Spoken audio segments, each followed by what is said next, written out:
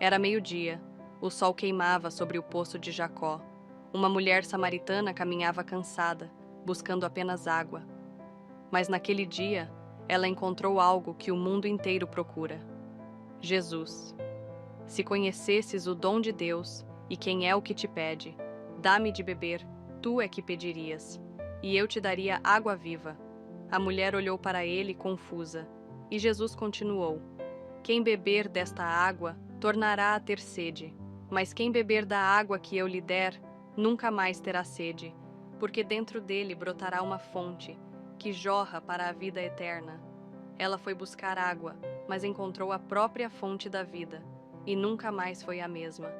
Mas aquele que beber da água que eu lhe der, nunca mais terá sede. João 4,14.